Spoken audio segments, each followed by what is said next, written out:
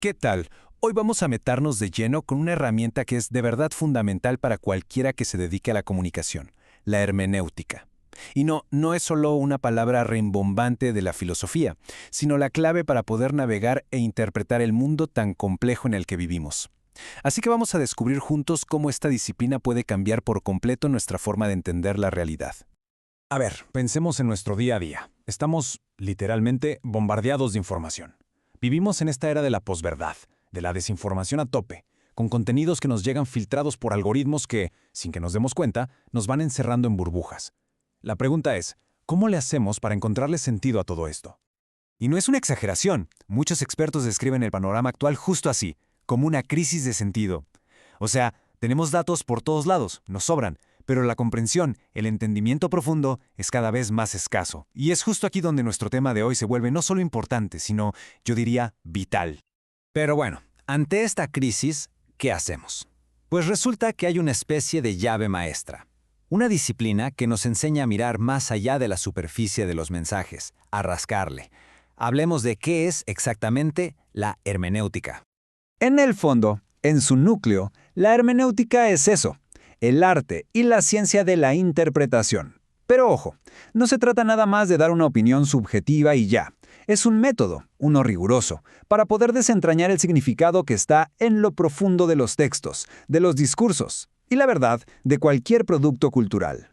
Y aquí la cosa se pone súper interesante gracias a Wilhelm Dilthey, allá por el siglo XIX. Él hizo una distinción que lo cambió todo. Una cosa es explicar, el erklären, que es lo que hacen las ciencias naturales, buscar causas, contar cosas. Y otra muy distinta es comprender, el verstehen. La comprensión busca el significado, las motivaciones internas. Ya no nos preguntamos cuántos hay, sino qué significa esto. Y ese es el corazón de la investigación en comunicación.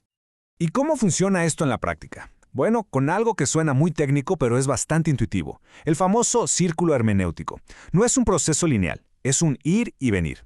Partimos de lo que ya sabemos, de nuestros prejuicios, sí, de los prejuicios, pero haciéndolos conscientes. Luego, analizamos las partes del mensaje, lo desmenuzamos. Después, volvemos a poner esas partes en el todo para entender el contexto general. Y al final, fusionamos nuestro horizonte de entendimiento con el del texto, para generar una comprensión nueva, más rica. Es un ciclo que se repite, y en cada vuelta nos acercamos más. Ahora, ojo, la hermenéutica no es algo que se quedó congelado en el tiempo, para nada. Ha evolucionado un montón. Así que, ¿qué les parece si hacemos un viaje rápido para ver cómo se ha ido transformando esta idea de la interpretación? Porque en el siglo XX, ¡pum!, la hermenéutica explota. Primero, con Heidegger y Gadamer. Da lo que se conoce como un giro ontológico. Ya no es solo un método, sino la forma misma en la que existimos. Luego, en los 60s, la cosa se pone más crítica con Ricoeur y Habermas, que nos dicen, a ver, hay que sospechar. Hacia el final del siglo, Bátimo la hace más flexible, más posmoderna. Y hoy, el gran reto es pensarla para nuestra era, la era digital. Y esta frase de Gadamer, de verdad que lo cambia todo. Lo que él nos dice es que interpretar no es algo que hacemos de vez en cuando, no, es la forma en la que somos. Estamos inmersos en el lenguaje, somos seres que interpretan por naturaleza. Para la comunicación esto es una revolución. Investigar ya no es ver un objeto desde afuera, es entrar en un diálogo constante. Pero entonces llega Paul Ricoeur y nos pone un alto. Nos dice, cuidado, a veces el lenguaje no revela, sino que oculta, y muy influenciado por Marx, Nietzsche y Freud, a quienes él llamó sus maestros de la sospecha, propone que nuestro trabajo es dudar. Tenemos que buscar esas fuerzas ocultas del poder, de la economía, del deseo, que se mueven por debajo de la superficie de los discursos. Y en esa misma línea supercrítica está Jürgen Habermas. Él nos advierte que el lenguaje puede ser un arma para dominar. Acuña este concepto de comunicación sistemáticamente distorsionada para señalar cómo la ideología puede manipularnos y forzar consensos que no son reales. Para él, el objetivo de la hermenéutica tiene que ser la emancipación, usar la crítica para liberar la comunicación. Una misión que, díganme si no, resuena muchísimo con el periodismo que necesitamos hoy. Ok, ya estuvo bueno de tanta teoría, ¿no? ¿Cómo se come todo esto? ¿Cómo lo podemos aplicar?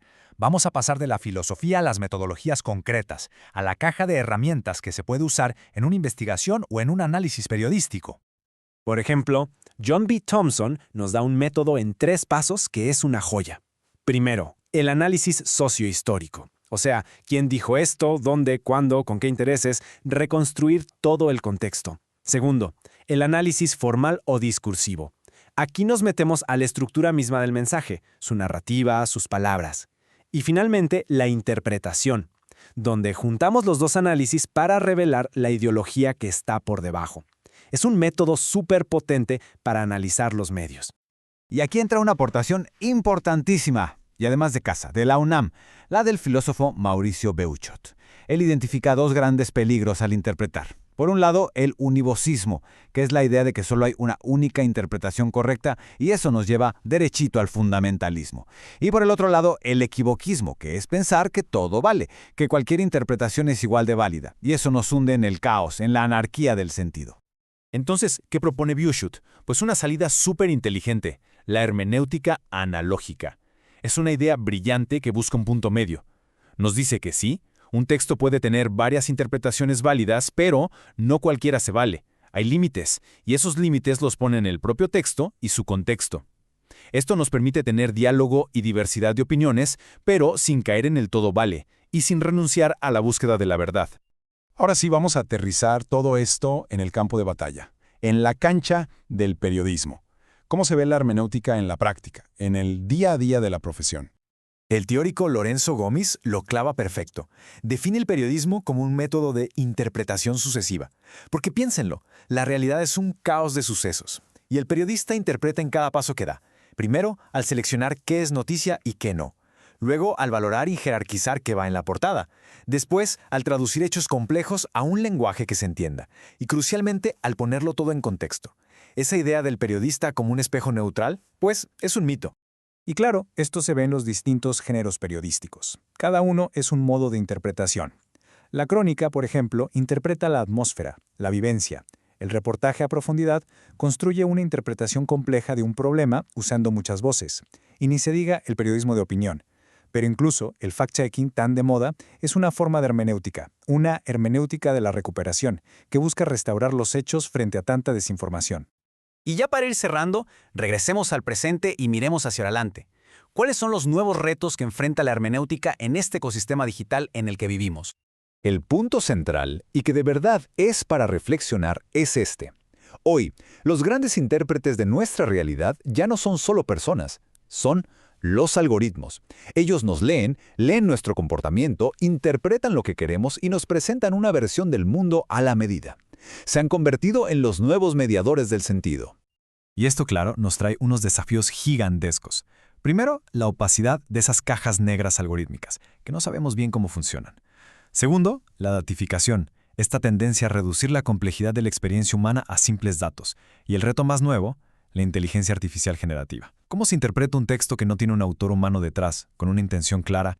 Por todo esto, hoy, más que nunca, la hermenéutica deja de ser solo una habilidad académica o una materia de la carrera. Se convierte, de hecho, en un acto de resistencia. Una resistencia cívica y profesional para afirmar el valor del sentido humano frente a la automatización. En el fondo, es un acto de esperanza. Y con esto cerramos. La pregunta que queda en el aire es fundamental sobre todo para las próximas generaciones de comunicadores y periodistas. Frente a máquinas que pueden generar contenido y algoritmos que deciden qué vemos, ¿cuál es ese valor único, insustituible de una mente humana que interpreta, que contextualiza, que comprende? Ahí, justo ahí, está el reto y el futuro de nuestra profesión.